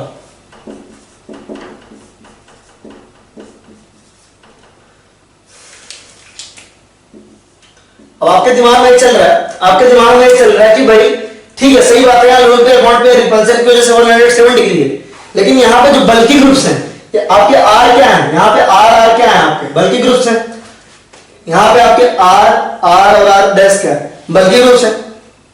इन बल्कि ग्रुप्स में भी तो रिपल्सन होगा, इन बल्कि ग्रुप्स में भी तो रिपल्सन होगा, डेफिनेटली होगा, और रिपल्सन की वजह से इनका बॉन्ड एंगल 107 से तो बढ़ ही जाएगा, है ना। इनका भी हाइब्रिडाइजेशन आपका sp3 होगा, हाइब्रिडाइजेशन आपका क्या होगा, sp3 होगा, ज्योमेट्री आपकी टेट्राहेड्रल होगी और शेप आपका क्या होगा, पिरामिडल होगा, शेप आपका क्या होगा, पिरामिडल होगा। लेकिन बॉन्ड एंगल चूंकि देखो loan pair bond pair repulsion की वजह से थोड़ा कम होगा, लेकिन आर ग्रुप लगे बल्कि ग्रुप की वजह से बॉन्ड एंगल 107 से बढ़ जाएगा, और बॉन्ड एंगल कितना हो जाएगा, अराउंड 108 डिग्री हो जाता है। बॉन्ड एंगल अराउंड कितना हो जाएगा आपका 108 डिग्री हो जाएगा, सीधी सी बात है। तो देखो sp3 हाइब्रिडाइजेशन है, sp3 हाइब्रिडाइजेशन है तो बॉन्ड एंगल को 109 डिग्री 28 मिनट 16 सेकंड होना चाहिए था, लेकिन यार loan pair bond pair repulsion की वजह से यार केमिकल बॉन्डिंग का बिल्कुल मतलब एबीसीडी की तरह होता है, ये 160 डिग्री हो जाता है, बॉन्ड एंगल कितना हो जाता है 107 डिग्री हो जाती है, 107 डिग्री बॉन्ड एंगल हो गई, रिपल्सन की वजह से 107 डिग्री हुई, 107 डिग्री। अब यहाँ पे बल्कि ग्रुप आते हैं, यहाँ पे बहुत ज्यादा बल्कि ग्रुप है, तो बल्कि ग्रुप के रिपल्सन की वजह से बॉन्ड एंगल हो जाएगा वो अराउंड 108 डिग्री हो जाएगा। ऑब्वियसली आपके पोलर कंपाउंड है, ये सब भी आपके क्या है, पोलर ही है। एमीन्स क्या होते हैं आपके, पोलर है, यहाँ पोलैरिटी प्रेजेंट है आपकी। अगर आप देखो यहाँ पे भी आपकी पोलैरिटी प्रेजेंट है, यहाँ पे आपकी पोलैरिटी प्रेजेंट है, तो एमीन्स क्या होते हैं आपके, पोलर कंपाउंड होते हैं। किस नेचर के होते हैं आपके, पोलर नेचर के होते हैं, पोलर नेचर के होते हैं, ठीक है। तो अगर आप प्रॉपर्टीज की बात करो तो प्रॉपर्टीज है ना, फिजिकल प्रॉपर्टीज की बात कर रहे हैं, फिजिकल प्रॉपर्टीज की,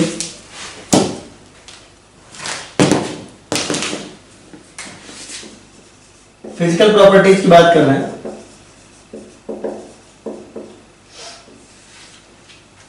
अगर आप फिजिकल प्रॉपर्टीज की बात करो मेंस की, तो सबसे पहले हम देख रहे हैं बॉइलिंग पॉइंट। क्या देख रहे हैं आपका, बॉइलिंग पॉइंट देख रहे हैं, बॉइलिंग पॉइंट मेल्टिंग पॉइंट देख रहे हैं सबसे पहले। तो अगर आप बॉइलिंग पॉइंट की बात करो, एमीन्स की बॉइलिंग पॉइंट की बात करो, तो boiling point of course amines का क्या होना चाहिए, ज्यादा होना चाहिए, क्योंकि amines are able to form hydrogen bond. बहुत ऑब्वियस है यार, यहाँ पे आपका क्या है, hydrogen nitrogen present bond present है ना। अगर देखो यहाँ पे एमीन्स में किस तरह का बॉन्ड है आपका, हाइड्रोजन और नाइट्रोजन बॉन्ड प्रेजेंट है। किस तरह का बॉन्ड है आपका, हाइड्रोजन और नाइट्रोजन इस तरह का है। तो यहाँ पे क्या कर सकते हैं, हाइड्रोजन बॉन्ड फॉर्म कर सकते हैं, amines can form hydrogen bond, they can form hydrogen bond. तो बॉइलिंग पॉइंट आपकी क्या होनी चाहिए, हाई होनी चाहिए। तो चूंकि ये आपके क्या कर रहे हैं, आपका हाइड्रोजन बॉन्ड फॉर्म कर सकते हैं, तो आपका क्या होना चाहिए, बॉइलिंग पॉइंट एमीन्स का हाई होना चाहिए। तो पहला पॉइंट इसमें लिखेंगे बॉइलिंग पॉइंट में, एमीन्स का क्या होता है, एमीन्स है higher boiling point. Amines have higher boiling point because they can form hydrogen bond. They can form hydrogen bond. Amines have higher boiling point because they can form hydrogen bond. MS का क्या होता है? Boiling point high होता है. क्या होता है आपका? बॉइलिंग पॉइंट हाई होता है, लेकिन कितना हाई ये भी तो जानना है ना. एमएस के पास है ना हायर बॉइलिंग पॉइंट होता है. क्या होता है आपके पास? हायर बॉइलिंग पॉइंट है. अगर आप दूसरे फंक्शनल ग्रुप से कंपेयर करें तो हायर बॉइलिंग पॉइंट होता है. क्यों? क्योंकि वहां पे आपका एच बॉन्डिंग का फॉर्मेशन हो सकता है. क्या हो सकता है आपका? एच बॉन्डिंग का फॉर्मेशन हो सकता है, हाइड्रोजन बॉन्ड फॉर्म होगा, लेकिन कितना. ठीक है, तो हमने बात की थी कि भाई अल्कोहल से भी तो हाइड्रोजन बॉन्डिंग होती है, अल्कोहल में भी हाइड्रोजन बॉन्डिंग होती है. तो अल्कोहल का हमने बोला था बॉइलिंग पॉइंट बहुत हाई होता है. कार्बोक्सिलिक एसिड का उससे भी ज्यादा हाई होता है. अगर आप कार्बोक्सिलिक एसिड की बात करो तो उसका बॉइलिंग पॉइंट आपके अल्कोहल इन जनरल अल्कोहल से भी हाई होता है. वो भी हाइड्रोजन बॉन्डिंग शो करते हैं. कार्बोक्सिलिक एसिड भी हाइड्रोजन बॉन्डिंग शो कर रहे हैं, अल्कोहल्स भी आपके हाइड्रोजन बॉन्डिंग शो कर रहे हैं. आपके कार्बोक्सिलिक एसिड की बॉइलिंग पॉइंट क्या होती है? जनरली अल्कोहल से ज्यादा होती है. और एमीन्स का क्या होगा? एमीन्स की बॉइलिंग पॉइंट क्या होगी आपकी? आप खुद सोचो, थोड़ा सा आप खुद सोचो कि किसका ज्यादा होना चाहिए, अल्कोहल्स का ज्यादा होना चाहिए कि एमीन्स का ज्यादा होना चाहिए? आप खुद सोचो थोड़ा सा. ऑब्वियसली अल्कोहल्स का ज्यादा होना चाहिए. क्यों? देखो, अगर आप बॉइलिंग पॉइंट कंपेयर करो तो अल्कोहल्स का क्या होगा? अल्कोहल्स का ज्यादा होगा एज कंपेयर टू एमीन्स. क्यों? अल्कोहल्स का ज्यादा होगा एमीन्स से. क्यों? क्योंकि अल्कोहल्स में कौन सा आइटम प्रेजेंट है? अल्कोहल्स में आपका क्या है? OH है. और एमीन्स में क्या है आपका? NH है. अल्कोहल्स में आपका OH है और एमीन्स में क्या है आपका? NH है. यहां पे आपका OH और यहां पे आपका NH, यहां पे OH और यहां पे NH. तो अगर आप बात करो डिफरेंस इन इलेक्ट्रोनेगेटिविटी का, ज्यादा अच्छा इलेक्ट्रोनेगेटिव कौन है? मोर इलेक्ट्रोनेगेटिव है. मोर इलेक्ट्रोनेगेटिव है. ये आपका क्या? लेस इलेक्ट्रोनेगेटिव है. क्या आपका? लेस इलेक्ट्रोनेगेटिव है. तो ज्यादा अच्छा हाइड्रोजन बॉन्डिंग कहां होगा? अल्कोहल में होगा. ज्यादा अच्छा हाइड्रोजन बॉन्डिंग कहां होगा? अल्कोहल्स में होगा. Because alcohols have better H bonding. एक खास ऑब्जर्वेशन जो शायद एक आध बच्चे ने ऑब्जर्व भी किया हो, एक खास ऑब्जर्वेशन ये है कि अगर 1 डिग्री और 2 डिग्री और 3 डिग्री एमएन्स को देखो, अगर आप 1 डिग्री 2 डिग्री एमएन्स को देखो तो यहां पे आपके पास 2 हाइड्रोजन है. 1 डिग्री एमएन में क्या आपके पास? 2 हाइड्रोजन है जो हाइड्रोजन बॉन्डिंग शो कर सकते हैं. राइट. चलो हम इस बारे में आते हैं. इसको आप पहले नोट करिए, फिर हम इस पे आते हैं.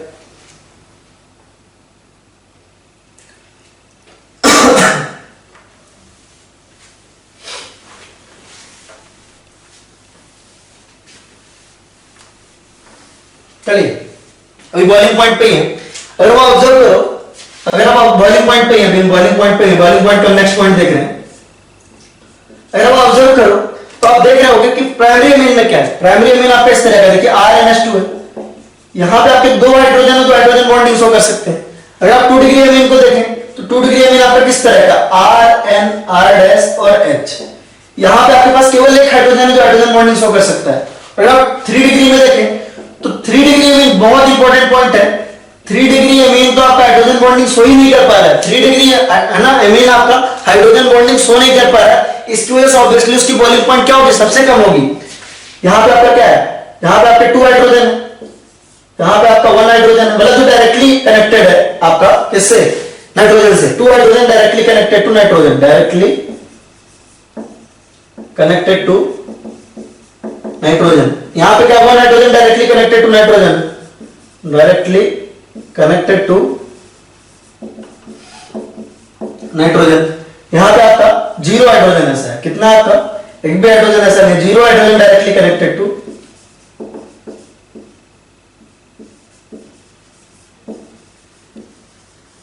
नाइट्रोजन. ठीक है. तो जो प्राइमरी अमीन है वो आपके 2 हाइड्रोजन से बॉन्डिंग शो कर सकता है. जो सेकेंडरी हाइड्रोजन है, सेकेंडरी अमीन है, देखो प्राइमरी अमीन आपका 2 हाइड्रोजन ऐसे जो हाइड्रोजन बॉन्डिंग शो कर सकते हैं.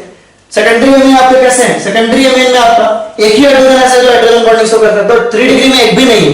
तो एक्सटेंट ऑफ हाइड्रोजन बॉन्डिंग किसमें सबसे अच्छी होगी?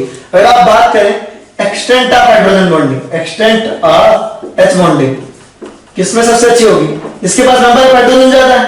नंबर ऑफ हाइड्रोजन ज्यादा किसमें? प्राइमरी अमीन में. नंबर ऑफ हाइड्रोजन आपके 2 है प्राइमरी अमीन में. तो एक्सटेंट ऑफ H बॉन्डिंग कितना हो जाएगा आपका? कैसा हो जाएगा? प्राइमरी अमीन में सबसे ज्यादा. फिर आपका आएगा 2 डिग्री अमीन में. और अगर आप बात करें 3 डिग्री एमीन में तो बहुत डिफरेंस होगा, क्योंकि 3 डिग्री एमीन के पास प्रैक्टिकली कोई भी हाइड्रोजन नहीं है। तो यहां पे आप लिख सकते हो नो हाइड्रोजन बॉन्डिंग। क्या लिख सकते हो आप? No hydrogen bonding. तो एमीन्स की प्रॉपर्टी में बहुत खास बात है कि 3 डिग्री एमीन तो एक्चुअली में हाइड्रोजन बॉन्डिंग शो ही नहीं कर रहा है, राइट। तो 3 डिग्री एमीन क्या आपका? No hydrogen bonding, right. तो प्राइमरी एमीन में हाइड्रोजन बॉन्डिंग सबसे ज्यादा, क्योंकि इसके पास 2 हाइड्रोजन डायरेक्टली नाइट्रोजन से कनेक्टेड है। अगर आप 2 डिग्री एमीन को देखोगे तो इसकी हाइड्रोजन बॉन्डिंग थोड़ी कम, क्योंकि इसके पास एक हाइड्रोजन है। अगर आप 3 डिग्री एमीन में देखोगे तो कोई भी हाइड्रोजन बॉन्डिंग नहीं है। तो बिल्कुल सिंपल सी बात है, अगर आप बॉइलिंग पॉइंट कंपेयर करो सेम मासेस के लिए तो 1 डिग्री, 2 डिग्री और 3 डिग्री एमीन में क्या ऑर्डर आना चाहिए? बॉइलिंग पॉइंट में अगर आप देखो 1 डिग्री का ज्यादा होना चाहिए किससे? 2 डिग्री से एमीन से, 2 डिग्री एमीन से। और 2 डिग्री का थोड़ा और ज्यादा होगा, कंपैरेटिवली थोड़ा ज्यादा होगा किससे? 3 डिग्री एमीन का। यहां पे आपको एक अच्छा खासा डिफरेंस मिलेगा 2 डिग्री एमीन और 3 डिग्री कंपैरेबल मॉलिक्यूलर मासेस के लिए, फॉर सेम मॉलिक्यूलर मासेस के लिए। अगर आप 2 डिग्री एमीन और 3 डिग्री एमीन के बॉइलिंग पॉइंट में अगर आप देखेंगे तो अच्छा खासा डिफरेंस मिलेगा। क्यों? क्योंकि आपका हाइड्रोजन बॉन्ड ही नहीं, हाइड्रोजन बॉन्ड आपका 2 डिग्री एमीन में है, यहां पे आपका है ही नहीं। तो यहां पे आपको अच्छा खासा डिफरेंस मिलेगा और बॉइलिंग पॉइंट का जो ऑर्डर आएगा आपका 1 डिग्री, 2 डिग्री और 3 डिग्री एमीन आएगा। इस चीज को आप खास नोट करना। यहां पे आपका हाइड्रोजन बॉन्डिंग है नहीं, इस वजह से इसका बहुत घाटा होगा, राइट। चलिए आप इसको नोट कर लीजिए, फिर हम आगे बढ़ते हैं। अगर आप सोल्युबिलिटी की बात करो तो सोल्युबिलिटी बिल्कुल आसान है, ठीक है। सोल्युबिलिटी भी आपके हाइड्रोजन बॉन्डिंग पे ही डिपेंड करती है, तो बिल्कुल सेम हो जाएगा आपका। सोल्युबिलिटी का भी आपका बिल्कुल सेम है, ठीक है। सोल्युबिलिटी में भी आप बिल्कुल सेम देख सकते हो, जितना अच्छी हाइड्रोजन बॉन्डिंग उतनी अच्छी सोल्युबिलिटी, अलग से बताने की जरूरत तो है नहीं। वाटर में अगर आप इनको डालोगे तो अगर ये वाटर के साथ हाइड्रोजन बॉन्ड बनाएंगे तो ऑब्वियसली अच्छी सोल्युबिलिटी होगी, और अगर नहीं बना पाएंगे तो अच्छी सोल्युबिलिटी नहीं होगी, ठीक है। तो अगर आप सोल्युबिलिटी की बात करो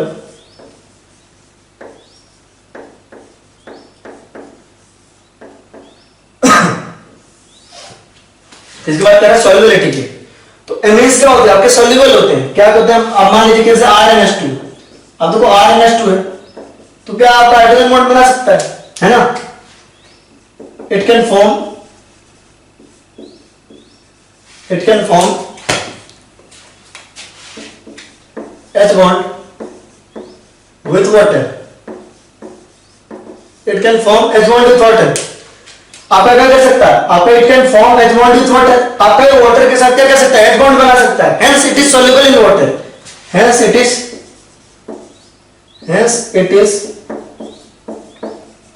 soluble in water।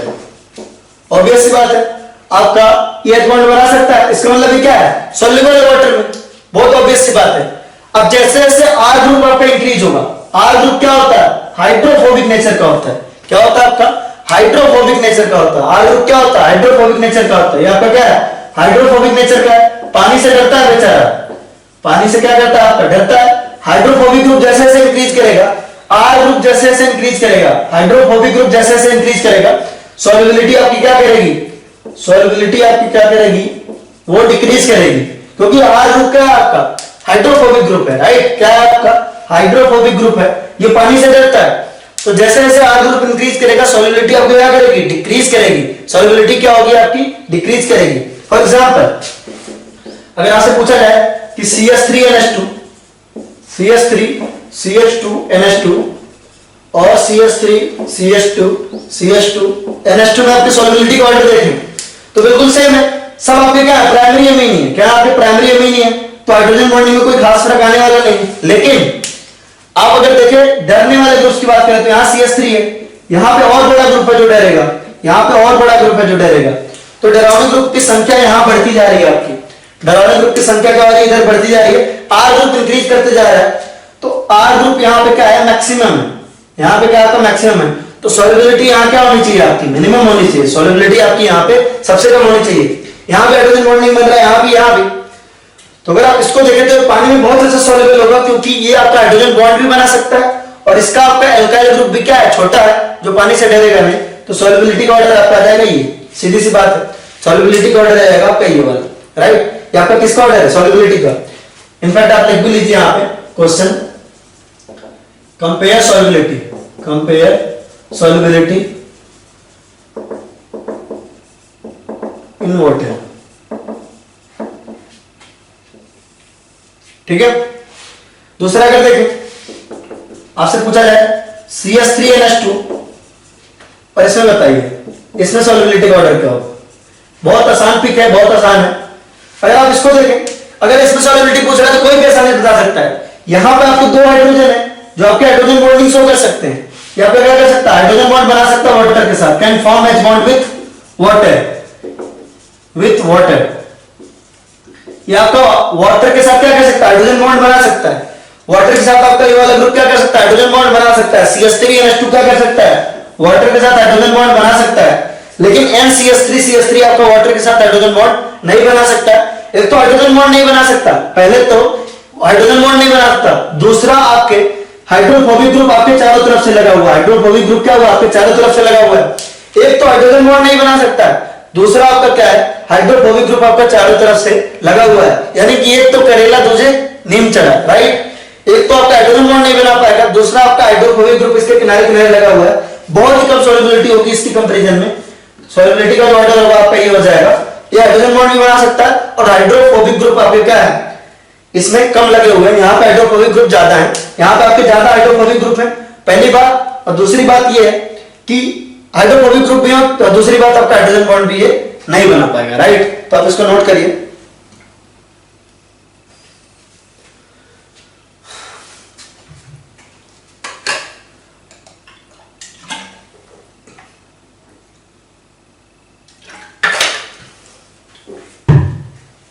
चलिए इसको आपने नोट कर लिया होगा, बोलिए।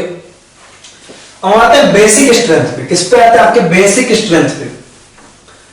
अगर आप एमईएस की बेसिक स्ट्रेंथ की बात करें तो इसको हमने पूरी तरह से डिटेल में, एमईएस के बेसिक स्ट्रेंथ की बात करें तो पूरी तरह से डिटेल में हमने इसको जीओसी में कवर किया है। पहले हेडिंग डाल लेते हैं, बेसिक स्ट्रेंथ। बेसिक स्ट्रेंथ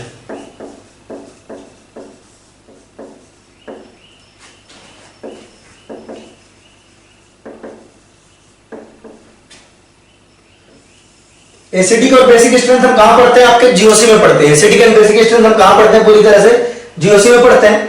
तो मैं पूरी उम्मीद करूंगा कि अभी आज शायद हमारा बेसिक स्ट्रेंथ थोड़ा हो पाएगा और थोड़ा हम करेंगे नेक्स्ट क्लास में। तो नेक्स्ट क्लास में हम जब भी मिलेंगे तो हम जीओसी से ये वाला रिवाइज करके मिलेंगे। आप सब जीओसी से एक बार ये वाला क्वेश्चन पूरी तरह से रिवाइज कर लेंगे, क्योंकि ये टॉपिक ही पूरा क्या है, जीओसी का ही है। हम उसमें इसको पूरी तरह से कवर किए हैं। क्या क्या चीजें, अगर आप नाइट्रोजन की बेसिक स्ट्रेंथ की बात करें तो बेसिक स्ट्रेंथ कैसे कंपेयर करते हैं, बेसिक स्ट्रेंथ किन फैक्टर्स के ऊपर डिपेंड करता है। आपको याद आ रहा होगा कि अगर बेसिक स्ट्रेंथ की बात करें तो प्लस एम प्लस एच और प्लस आई के क्या होता है, डायरेक्टली प्रोपोर्शनल होता है। बेसिक स्ट्रेंथ क्या होता है आपका, प्लस एम प्लस एच और प्लस आई के डायरेक्टली प्रोपोर्शनल होता है। माइनस एम माइनस एच और माइनस आई के क्या होता है, आपके इनवर्सली प्रोपोर्शनल होता है, राइट। उसके क्या होता है, आपके इनवर्सली प्रोपोर्शनल होता है। अगर आप बात करें और किस तरीके से करते हैं, और अगर आप देखें आपने पढ़ा होगा ये भी SIP, steric inhibition of protonation. Steric inhibition of protonation भी हमने इसमें पढ़ा है ना। SIR हमने किसमें पढ़ा था, कार्बोक्सिलिक एसिड वाले में। और SIP हमने किसमें पढ़ा, SIP हमने पढ़ा था नाइट्रोजन की जो बेसिक स्ट्रेंथ कंपेयर कर रहे थे, गुआनिडीन फैमिली। गुआनिडीन फैमिली बहुत अच्छी बेस होती है। ये सारी चीजें हमने जीओसी में ही ढंग से पढ़ ली है, तो एक बार आप रिवीजन जरूर करें। और डोंट वरी, हम यहां भी पढ़ेंगे, हम जब ये वाला टॉपिक पढ़ रहे हैं तो हम एक साफ रिवीजन उसका भी देंगे। सारे पॉइंट्स को हम रिवाइज तो जरूर करेंगे, ठीक है। सारे पॉइंट्स को हम लोग यहाँ रिवाइज तो जरूर करेंगे इस चैप्टर में भी, ठीक है। लेकिन आप उसको एक बार पढ़ेंगे तो आपको अच्छा अंडरस्टैंडिंग और होगा, इसको और पढ़ने में मजा आएगा। हम रिवाइज तो सारे ही पॉइंट्स को करेंगे यहाँ पे। बेसिक स्ट्रेंथ अगर आपने वहां कंपेयर करना नहीं सीखा होगा सही से, तो यहाँ भी आपको कंपेयर करना आ जाएगा। लेकिन आप उसको एक बार कायदे से पढ़ लें। नेक्स्ट लेक्चर में हम जब भी मिलेंगे तो आप अच्छे से उसको देख के आइएगा, अच्छे से उसको आप रिवाइज करके आइएगा।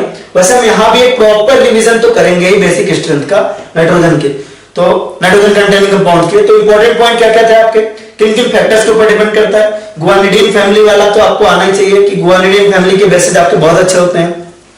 स्टेरिक इनहिबिशन ऑफ प्रोटोनेशन, ये सारी चीजें डोंट वरी, हम सबके बारे में बात करेंगे, ठीक है। तो आप एक बार रिवाइज कर लेंगे तो अच्छा रहेगा, नहीं तो सबके बारे में बात एटलीस्ट यहाँ पे करेंगे ही। तो अच्छे से देखते हैं कि बेसिक स्ट्रेंथ किस तरीके से कंपेयर करते हैं एमीन्स की, राइट। तो चलिए स्टार्ट करते हैं। सबसे पहले अगर आप एमीन्स को ऑब्जर्व करो, एक सिंपल एमीन को ले लो तो RNS2 है। इसके पास आपके पास लोन पेयर है, क्या आपके पास, इसके पास लोन पेयर है। ये क्या कर सकता है, आपका H+ एक्सेप्ट कर सकता है। क्या कर सकता है, आपका H+ एक्सेप्ट कर सकता है। अगर H+ एक्सेप्ट कर सकता है तो किस तरह कन्वर्ट होगा, आपका RNS3+ में कन्वर्ट होगा। H प्लस एक्सेप्ट करने वाले को क्या कहते हैं? आपको बेस कहते हैं। आपका क्या हुआ है? बेस हुआ, आपका बेस हुआ, ठीक है। बेस ने क्या किया? आपके H प्लस एक्सेप्ट किया और RnH3 प्लस बनाया। क्या बना? सॉरी, बेस ने H प्लस एक्सेप्ट करके क्या बनाया? आपका RnH3 प्लस बनाया, ठीक है। तो आपको क्या मिल गया? यहाँ पे RnH3 मिल गया। और ये इसका क्या हुआ? Conjugate acid. Base H plus accept करके जो बनाता है उसको क्या कहते हैं? कॉन्जुगेट एसिड कहते हैं। तो RnH2 ने क्या किया? RnH2 ने H प्लस एक्सेप्ट किया और RnH3 बनाया, राइट। RnH2 ने H प्लस क्या किया? एक्सेप्ट किया और आपका क्या बना? RnH3 बनाया, ठीक है। ये इसका क्या हुआ? Conjugate acid. इस एमीन का पर्टिकुलर एमीन किस तरह काम कर रहा है? आपका बेस की तरह काम कर रहा है। बेस आपका क्या करता है? H प्लस एक्सेप्ट करता है। बेस H प्लस एक्सेप्ट किया और क्या बनाया? RnH3 बनाया। इसे ये इसका क्या? Conjugate acid. क्या आपका? Conjugate acid. उसके अलावा अगर आप देखो कि जैसे अगर आपका RnH2 है, ठीक है, RnH2 के ऊपर आपका लोन पेयर है, यानी कि आपके पास लोन पेयर है और लोन पेयर को जिंदगी में क्या चाहिए होता है? पॉजिटिव चार्ज चाहिए होता है। आपके लोन पेयर मतलब क्या? इलेक्ट्रॉन है और इलेक्ट्रॉन को जिंदगी में क्या चाहिए? पॉजिटिव चार्ज चाहिए। क्या चाहिए? आपका पॉजिटिव चार्ज चाहिए। तो अगर आप देखो यहां पे आपको ये ग्रुप ले लो, R-CO R- ले लो, ठीक है। तो ये ऑक्सीजन क्या करेगा? ऑक्सीजन यहां से इलेक्ट्रॉन चूस लेगा, यहां पे आपका नेगेटिव चार्ज, यहां पे आपका पॉजिटिव चार्ज आएगा। तो ध्यान दें कि यहाँ पर नेगेटिव चार्ज इसके ऊपर है तो यहां पे पॉजिटिव चार्ज दिख रहा है इसको। यहां पे क्या दिख रहा है? यहां R के ऊपर, यहां नाइट्रोजन के ऊपर क्या है? आपका लोन पेयर है। नाइट्रोजन के ऊपर क्या है? आपका लोन पेयर है। नाइट्रोजन के ऊपर जो लोन पेयर है वो क्या करेगा? उस लोन पेयर से क्या करेगा? यहां पे पॉजिटिव चार्ज पे अटैक करेगा, जैसा कि हमने कार्बोनिल कंपाउंड पे देखा था। फॉर एग्जांपल हम एक एग्जांपल ले लेते हैं, जैसे हमने एसीटोन लिया, यहां पे हमारा एसीटोन है। अगर आप एसीटोन को कायदे से ऑब्जर्व करो, अगर आप एसीटोन को कायदे से ऑब्जर्व करो तो यहां पे क्या है? स्लाइटली पॉजिटिव चार्ज है, यहां पे स्लाइटली नेगेटिव चार्ज है। ऑक्सीजन ने इस बॉन्ड से इलेक्ट्रॉन खींच करके इसको इलेक्ट्रॉन डेफिशिएंट बना दिया। अब इस नेगेटिव चार्ज को जिंदगी में क्या चाहिए? चाहिए पॉजिटिव चार्ज। तो इसके ऊपर क्या करेगा? अटैक करेगा, ठीक है। तो आप इस पर्टिकुलर रिएक्शन में देखो तो एमाइन किसकी तरह काम कर रहा है? Acting as base. यहां पे किसकी तरह काम कर रहा है? Acting as base. एमीन किसकी तरह काम कर रहा है? आपका बेस की तरह काम कर रहा है, एक्टिंग एज बेस। एमीन जो है आपका RnH2 H प्लस एक्सेप्ट कर रहा है। RnH2 क्या कर रहा है? आपका H प्लस एक्सेप्ट कर रहा है। RnH2 H प्लस एक्सेप्ट कर रहा है, यानी किसकी तरह काम कर रहा है? आपका बेस की तरह काम कर रहा है। एक बेस है RnH2, इसने H प्लस एक्सेप्ट किया और RnH3 प्लस बनाया। H प्लस एक्सेप्ट कर रहा है, क्या कर रहा है? आपका RnH2 H प्लस एक्सेप्ट कर रहा है, यानी किसकी तरह काम कर रहा है? बेस की तरह काम कर रहा है। और यहां पे लोन पेयर के थ्रू किसके ऊपर अटैक कर रहा है? कार्बन पे अटैक कर रहा है, यानी यहां किसकी तरह काम कर रहा है? आपका एक्टिंग एज न्यूक्लियोफाइल। किसकी तरह कर रहा है? आपका एक्टिंग एज न्यूक्लियोफाइल। तो आप चाहे तो लिख भी सकते हैं कि amines can act as base as well as nucleophile. आपके एमीन्स जो है बेस की तरह भी काम कर सकते हैं और किसकी तरह काम कर सकते हैं? न्यूक्लियोफाइल की तरह काम कर सकते हैं। Can act as base, amines can act as base and as well as nucleophile. Amines आपका बेस की तरह भी काम कर सकते हैं और न्यूक्लियोफाइल की तरह भी काम कर सकते हैं। तो बस अब एक दो क्वेश्चन करके अपन आज के लेक्चर को खत्म करेंगे, फिर हम नेक्स्ट लेक्चर में यही से स्टार्ट करेंगे, राइट। तो देख लेते हैं हम क्वेश्चंस को कि क्या है। चलिए दो क्वेश्चन देखते हैं, बस इन्हीं दोनों क्वेश्चन के बाद compare basic strength. Compare basic strength,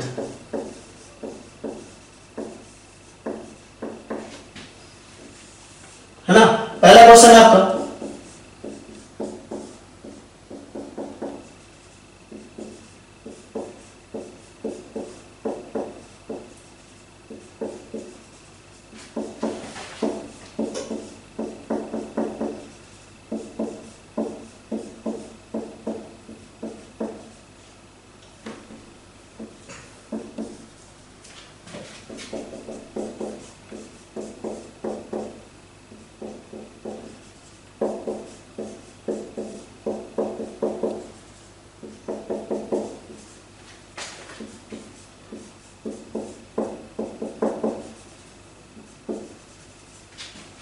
इनको कंपेयर करना, आपको बेसिक स्ट्रेंथ कंपेयर करना है। ये आपका कंपाउंड है, ये कंपाउंड बी, ये कंपाउंड सी और ये कंपाउंड डी।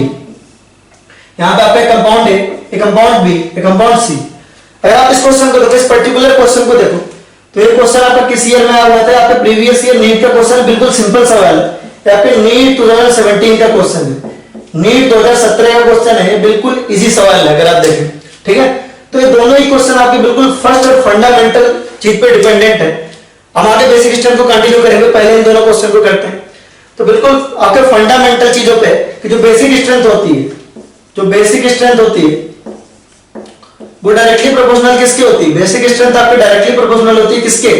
प्लस एम के, प्लस एच के और प्लस आई के। बेसिक स्ट्रेंथ किसके डायरेक्टली प्रोपोर्शनल होती है आपकी? Basic strength is directly proportional to plus M, is directly proportional to plus M, plus H and plus I. Directly proportional to आपका plus M, plus H और plus I. और basic strength आपका inversely proportional किसके होता है? Inversely proportional to minus M, minus H and minus I. तो हमारे पास है basic strength is directly proportional to, basic strength is directly proportional to plus H plus H plus M plus I. Basic strength is directly proportional to plus M plus H plus I और inversely proportional to minus M minus H और minus I. यानी कि अगर plus M plus H या plus I group लगे हुए तो basic strength को क्या करेंगे? बढ़ाएंगे। अगर माइनस एम माइनस एच और माइनस आई ग्रुप लगे हुए तो बेसिक स्ट्रेंथ को क्या करेंगे? घटाएंगे। तो अगर आप क्लोरीन को देखो, क्लोरीन आपका क्या है? क्लोरीन आपका प्रीडोमिनेंटली माइनस आई ग्रुप है। वैसे तो प्लस एम भी शो करता है, क्लोरीन आपका माइनस आई और प्लस एम दोनों शो करता है। क्लोरीन आपका माइनस आई और प्लस एम दोनों शो करता है, लेकिन प्रीडोमिनेंटली ये माइनस आई ग्रुप है। किस तरह का ग्रुप है आपका? माइनस आई ग्रुप है, राइट। अगर आप यहाँ पे OCH3 को देखो, है ना, मिथॉक्सी ग्रुप को देखो, OCH3, अगर आप इसको कायदे से लिख लो, यहाँ पे आपका OCH3, तो ये कौन सा ग्रुप है आपका? Plus M. किस तरह का ग्रुप है आपका? ये प्लस एम है। यहां पे आपका कोई ग्रुप नहीं लगा हुआ, यहां पे आपका प्लस एच लगा हुआ है। क्या लगा हुआ आपका? प्लस एच लगा हुआ है। तो आपको अच्छे से पता है कि प्लस एच है, तो आपको अच्छे से पता है कि प्लस एम और प्लस एच ग्रुप क्या करते हैं? बेसिक कैरेक्टर को बढ़ाते हैं। बेसिक कैरेक्टर को क्या करते हैं? बढ़ाते हैं। बेसिक कैरेक्टर को क्या करते हैं? बढ़ाते हैं। तो अगर आप देखो प्लस एम और प्लस एच को देखो, प्लस एम और प्लस एच को देखो, तो ये क्या करते हैं? बेसिक कैरेक्टर को बढ़ाते हैं। ज्यादा कौन बढ़ाएगा? ज्यादा प्रायोरिटी हम देते हैं प्लस एम को। ज्यादा प्रायोरिटी हम किसको देते हैं? प्लस एम को, ठीक है। तो यहां पे आपका प्लस एम ग्रुप है, तो सबसे ज्यादा प्रायोरिटी हम देंगे आप प्लस एम वाले ग्रुप को। तो सबसे ज्यादा बेस होगा आपका बी, सबसे अच्छा बेस होगा आपका बी। फिर आएंगे प्लस एच पे। किस पे आएंगे? प्लस एच पे, ठीक है। तो यहां पे हमारे पास प्लस एम था, तो प्लस एम आपका क्या करता है? बेसिक कैरेक्टर को बढ़ाता है, और प्लस एम को हम सबसे हाईएस्ट प्रायोरिटी देते हैं, तो आपका सबसे अच्छा हो जाएगा बेस बी। फिर आएगा आपका प्लस एच वाला ग्रुप, फिर आएगा आपका डी, है ना। माइनस आई तो क्या करता है? माइनस आई आपका बेसिक कैरेक्टर घटाता है, तो इसको तो सबसे लास्ट में रखेंगे, उससे अच्छा तो कुछ नहीं लगा है यहाँ पे। फिर आएगा आपका सी, फिर आएगा आपका ए, बी डी सी आएगा। अगर आप इसको ऑब्जर्व करें तो यहाँ पे आपका क्या है? यहाँ पे आपका NO2 किस तरह का ग्रुप है? आपका माइनस एम ग्रुप है। CH3 आपका किस तरह का ग्रुप है? ये आपका प्लस एच ग्रुप है, और यहाँ पे कुछ नहीं लगा हुआ है। तो आपको पता है प्लस एम प्लस एच और प्लस आई ग्रुप क्या करता है? बेसिक कैरेक्टर बढ़ाता है। तो आपका सबसे अच्छा बेस कौन सा हो जाएगा? सी, क्योंकि यहाँ पे आपका प्लस एम ग्रुप लगा, प्लस एच ग्रुप लगा हुआ है। क्या लगा हुआ है? आपका प्लस एच लगा हुआ है, तो सी हो जाएगा आपका मोस्ट बेसिक। फिर आपका माइनस एम वाला नहीं आ पाएगा, क्योंकि ये क्या करता है? आपका बेसिक कैरेक्टर को घटाता है, उससे अच्छा तो कुछ नहीं लगा हुआ। फिर आएगा आपका सी के बाद आएगा आपका ए, और बी का सबसे कम आ जाएगा क्योंकि माइनस एम ग्रुप लगा हुआ है। तो अभी हमने बिल्कुल सिंपल सा 2 क्वेश्चन देखा, सिंपल एक फंडा पे बेस्ड कि आपका बेसिक स्ट्रेंथ जो है प्लस एम प्लस एच और प्लस आई ग्रुप लगाने पे बढ़ता है, और माइनस एम माइनस एच और माइनस आई लगाने पे घटता है। और 2 बिल्कुल सिंपल से क्वेश्चन देखो, बिल्कुल आसान वाले। इसमें से आपका नीट 2017 का क्वेश्चन है, बिल्कुल आसान। अगले लेक्चर में हम बेसिक स्ट्रेंथ को और कंटिन्यू करेंगे, आप इसको रिवाइज भी करिएगा। बहुत सारे हमको इसमें फंडे पढ़ने हैं, बहुत सारे और कॉन्सेप्ट हमने को पढ़ने हैं, तो हम करेंगे नेक्स्ट लेक्चर में। तो बस आज के लेक्चर के लिए बस इतना ही गाइस, मिलते हैं अगले लेक्चर में, तब तक के लिए take care, tata bye bye.